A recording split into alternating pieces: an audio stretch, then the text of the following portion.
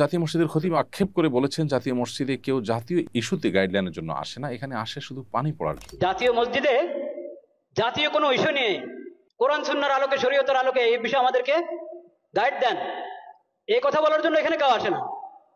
আসে শুধু পানি পড়ার জন্য, আসে হুজুর দোয়া রাখেন, দোয়া করেন, এই কথার জন্য।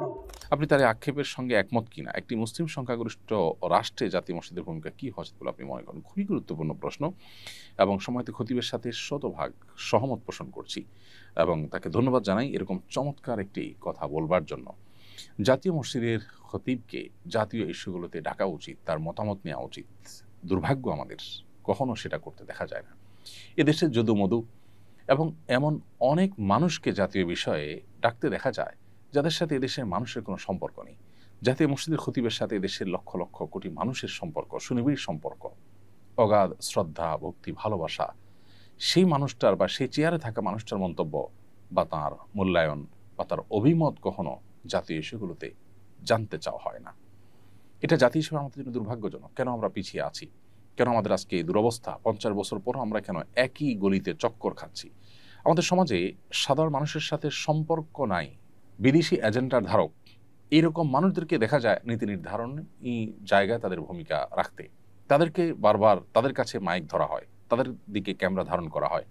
ইমাম সাহেবদেরকে, ওলামা ইকরামদেরকে বরাবরের মতো ইগনোর করা হয়।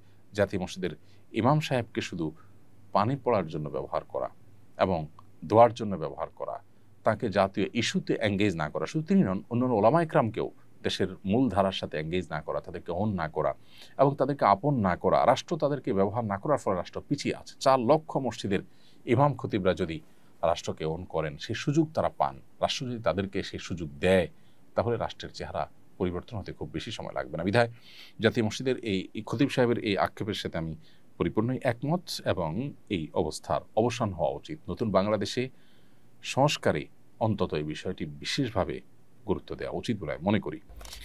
বাংলাদেশের জাতিসংঘের পরবর্তী আবাসিক সমন্বয়ক হিসাবে নিয়োগ পাওয়া কূটনীতিক একজন সমকামী, বিষয়টি জাতিসংঘ সদর দপ্তর থেকে বাংলাদেশকে জানিয়ে এগ্রিমেন্ট চাওয়া হয়েছে। নতুন দূত তার সমকামী পার্টনারকে নিয়েই বাংলাদেশে আসতে চান বলে জানিয়েছেন কূটনীতিক সূত্র। এক্ষেত্রে বাংলাদেশের কী করণীয় উচিত বলে আপনি মনে করেন? খুবই দুর্ভাগ্যজনক একটি ঘটনা এবং এই ঘটনায় অন্যদের মতো আমরাও সংক্ষুব্ধ হয়েছি একজন নাগরিক হিসাবে দেশের। আমি মনে করি যে জাতিসংঘ এক্ষেত্রে অপেশাদার আচরণ করেছে।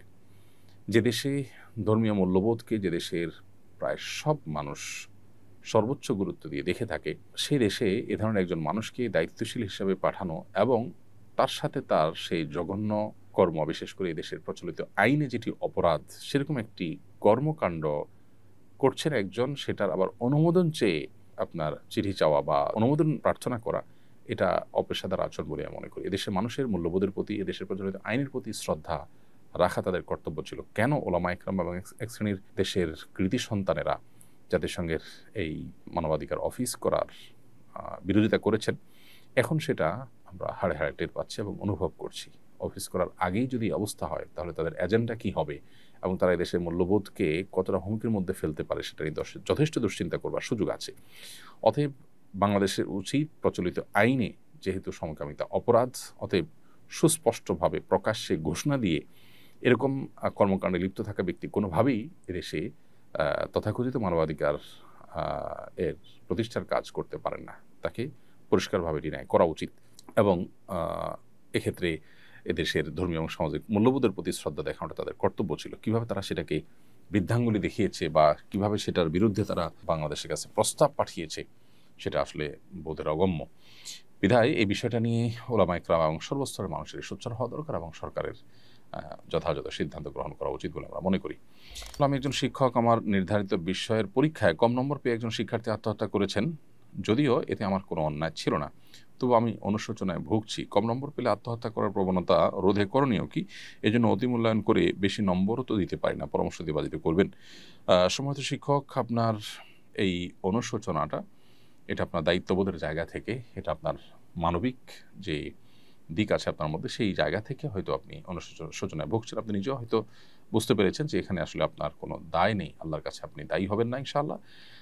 কোনো শিক্ষার্থী পরীক্ষা খারাপ করলে আপনি তার খাতায় সে যা পেয়েছে সেই অনুযায়ী আপনি মার্ক দিবেন, এটি আপনার কর্তব্য। সেটা না করলে বরং অতি মূল্যায়ন করে যদি বেশি নম্বর দেন সেক্ষেত্রে এটি হবে খেয়ানত, এটা হবে অন্য শিক্ষার্থীর প্রতি অবিচার এবং জুলুম।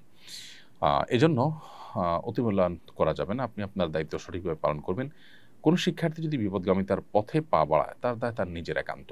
পরীক্ষায় খারাপ ফলাফল করার কারণে আত্মহত্যার দিকে চলে যাওয়া, পরীক্ষা দিতে না পারার কারণে পাগল পড়া হয়ে যাওয়ার ভিডিও আমরা দেখতে পাই বিভিন্ন সময়। এমনকি বাবা মা অস্থির হয়ে কান্নাকাটি করে পাগল পড়া হয়ে যান। এই বিষয়গুলো পরিষ্কারভাবে আমাদেরকে ইঙ্গিত করে, আমাদেরকে বার্তা দেয়, জানান দেয় যে আমরা প্রচণ্ড রকমে ভোগবাদী, বস্তুবাদী হয়ে গেছি। একজন মুসলিম যিনি আখিরাতে বিশ্বাসী, যিনি আল্লাহতে বিশ্বাসী, যিনি কোরআন এবং সুন্নাহয় বিশ্বাসী, তার অবস্থান, তার ক্রিয়াকর্ম কোন অবস্থাতে এরকম হতে পারে না। পৃথিবীর সব কিছু চলে গেলেও মানুষ হিসেবে কষ্ট তো আমরা পেতেই পারি, কিন্তু ভেঙে চুরে দুমড়ে মুশড়ে আত্মহত্যার পথে চলে যাওয়া, এটা আমাদের আখিরাতের প্রতি বিশ্বাসের সাথে সঙ্গতিপূর্ণ নয়। পরীক্ষা ফেল করা মানে আমার সব শেষ হয়ে যাওয়া নয়। আমার পৃথিবীর সবও যদি শেষ হয়ে যায়, আখিরাতটা যদি আমার ঠিক থাকে, তাহলে তো আমার খুশি হওয়া উচিত, শুকরিয়া আদায় করা উচিত যে আমার আখিরাতটা অন্তত ঠিক আছে। অতএব আমাদের মধ্যে ঈমানি চেতনা এটা দুর্বল হয়ে যাওয়ার কারণে, আখিরাতের প্রতি বিশ্বাসটা দুর্বল হওয়ার কারণে বৈষয়িক বিষয়টা আমাদের কাছে অনেক বড় হয়ে দেখা দেয়, এবং যার ফলশ্রুতিতে আমাদের এই অধঃপতন শুরু হয়েছে। গোটা পৃথিবীর বিভিন্ন প্রান্তে প্রান্তরে উন্নত দেশগুলোতে যে পরিমাণ আত্মহত্যার প্রবণতা এবং ঘটনাগুলো আমরা দেখি, সেগুলো কিন্তু একই ইঙ্গিত দেয় এবং একই কারণে হয়ে থাকে। অর্থাৎ বৈষয়িক বিষয়গুলো অনেক বড় হওয়ার কারণে মানুষ এ পথে যায়। একজন মানুষ যখন প্রকৃত অর্থে যখন তিনি আল্লাহর প্রতি বিশ্বাসী, আখিরাতের প্রতি বিশ্বাসী হবেন, তার দ্বারা কখনো এটা সম্ভব না। আল্লাহ বলেছেন, ওয়ালা ইয়াইআস মির রাউহিল্লাহি ইল্লাল কওমুল কাফিরুন, আল্লাহর রহমত থেকে অবিশ্বাসী সম্প্রদায় ছাড়া ঈমানদার নিরাশ হতে পারে না। নিরাশ হয়ে এই যে নৈরাশ্য থেকে আত্মহননের পথে পা বাড়ানো, এটা কোনো ঈমানদারের সাথে যায় না। ঈমানদারের অভিভাবক আল্লাহ, তিনি সবকিছু দেখছেন। ঈমানদার বিশ্বাস করবেন যে সকল দুরবস্থা থেকেও আবার সবচেয়ে ভালো অবস্থায় মানুষ রূপান্তরিত হতে পারে, আল্লাহ সেটি করতে পারেন। সো আল্লাহ প্রতি সে বিশ্বাস, আস্থা থাকতে হবে। অনাস্থা, আস্থার দুর্বলতা, বিশ্বাসের ঘাটতি, এটাই মানুষকে এদিকে নিয়ে যায়। অতএব এই ব্যাপারে আমাদের নতুন করে ভাবতে হবে। আমাদের শিক্ষা ব্যবস্থা, আমাদের পরিবার ব্যবস্থা, আমাদের প্রত্যেকটা জায়গায় ধর্মীয় বিধিবিধান, আমাদের মূল্যবোধ, আমাদের নীতিনৈতিকতার চর্চা, এটা বাড়াতে হবে। তা নাহলে আমরা কোন অবস্থাতেই এই দুরবস্থা থেকে উত্তরণের পথ খুঁজে পাবো না। আমরা হয়তো দালান কোঠা এবং ইস্পাত সভ্যতার উচ্চতর শেখরে আমরা হয়তো পৌঁছে যাব, কিন্তু আমাদের ভেতর থেকে আমরা শেষ হয়ে যাব। মানসিক শান্তি আমাদের সমাজে থাকবে না। আস-সুন্নাহ ফাউন্ডেশন, উম্মার স্বার্থে সুন্নাহর সাথে।